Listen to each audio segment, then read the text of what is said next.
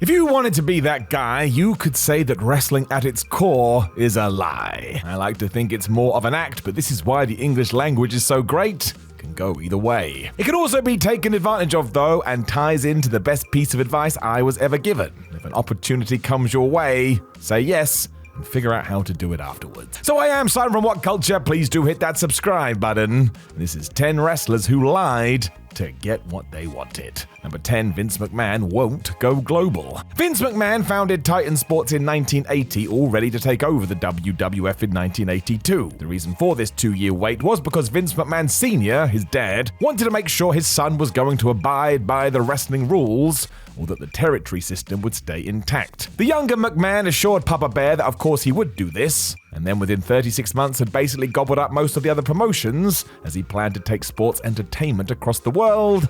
So he lied. There's every chance the elder Vince would have stopped all this had he had known, but he didn't, so it's not great. At the same time, without this, the World Wrestling Federation wouldn't have made it over here to the UK, so it's kind of a grey area for me. Whoops. Number 9, Jeff Hardy lied about his age. In the mid-90s, jobbers were in. If you were happy to receive a decent payday, you could turn up to TV, get destroyed by a superstar wrestler before doing it all again later. It was a way to make a living. It's how many of today's legends made their start, including one Jeff Hardy. He told officials he was 18 years old, so was more than ready to step in the ring with Razor Ramon. The problem being, he was actually 16.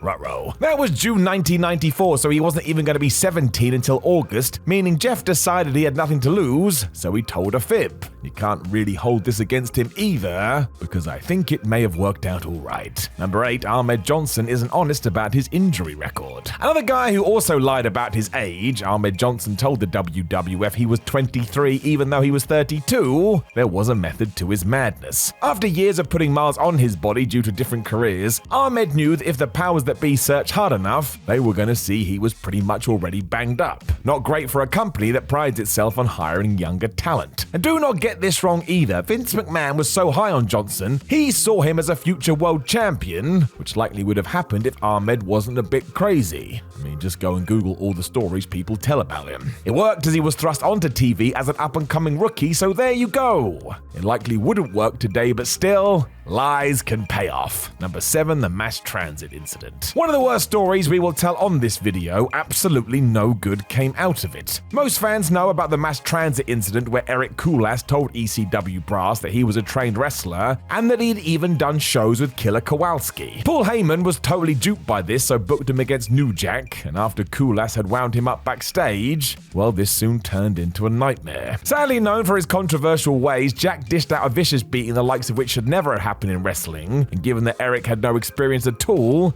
things got very, very bad. There was a lawsuit afterwards which mostly served as just underlining the mistruths, and thankfully nothing like this will ever happen again.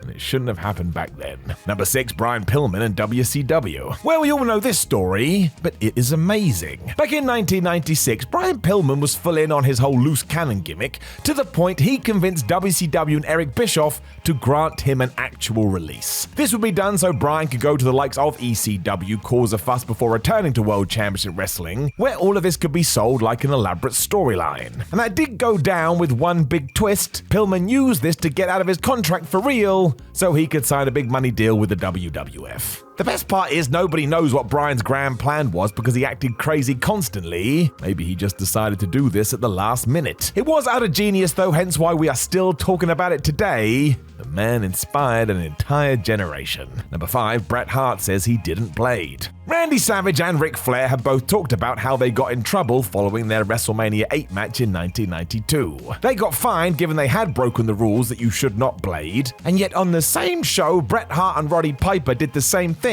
and got away with it scot-free. And why?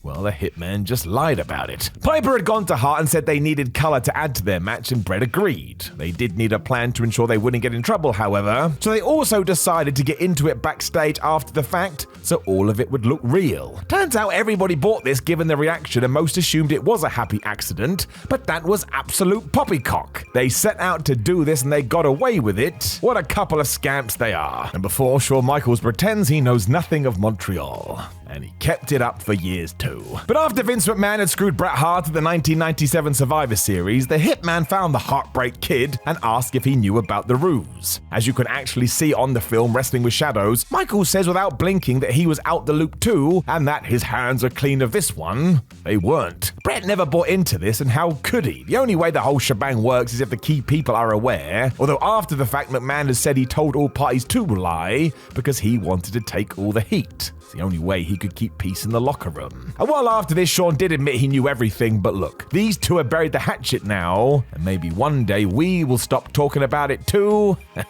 I doubt it. Number 3, Ric Flair says he will never wrestle again. I mean, we all know this one. Even as of 2022, Ric Flair has just had what he called his last match, and nobody believes him.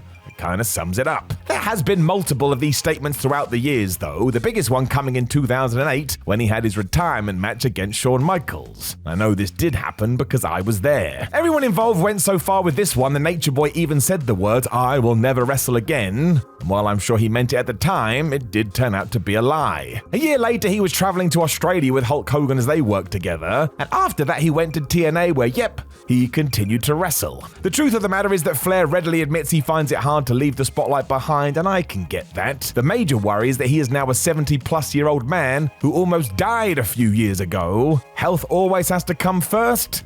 Let's hope he realizes it. Number 2, Kevin Nash tells WCW he's quitting wrestling. Kevin Nash wasn't having a great time in 1993 WCW. He was Vinny Vegas back then that I think was meant to be some Californian bouncer, but before that, he had been Oz. And yes, that was based on the Wizard of Oz. Was never gonna work. He had a great look and obvious talent though, so secret conversations with the WWF started, especially as Shawn Michaels wanted to bring him in as his new bodyguard. The rumor has always been in order to get out of his deal, Nash simply told then head honcho Ole Anderson that he was done with this fighting malarkey and was going to go back to the security racket. He wasn't. So instead of leaving the business, Kevin went to the competition, became Diesel, won the world title, and then returned to World Championship Wrestling 3 years later for all of the money. So you can't really say this was a bad move. Number 1, Santino Marella bluffs Italian. As the word goes, when WWE officials got in touch with the soon-to-be Santino Marella about being an Italian wrestler, they asked if he could speak the language. Without skipping a beat, he said yes. That's a smart man. Obviously, he was going to have to prove this, so when asked to drop some lines, Marella said, "Poglio mezzo chilo de formaggio," which I've definitely just butchered, which roughly translates to, "I want half a kilo of cheese." Those famous words before you're off to have a fight. Santino revealed this during an appearance on Chris Van Vliet's Insight show, but look at the results. On the 16th of April 2007 Raw, he was called out of the crowd as an apparent fan and beat Umaga to win the Intercontinental title. That's not a bad way to debut, and he went on to have quite the career. He still makes me laugh today. Know of any other wrestlers that lied to get what they wanted? Let us know in the comments below, and don't forget to like the video, share the video, and subscribe. Then head over to whatculture.com where you can read yourself some articles. Make sure you come follow us on social media at WhatCulture WWE and WhatCulture Simon Miller. That's not right. At Simon Miller 316. And we do have lots of videos. Why don't you watch one? My name is Simon from What Culture. Clearly I'm having some kind of brain meltdown right now. Oh well, I did have a good run. Speak to you soon.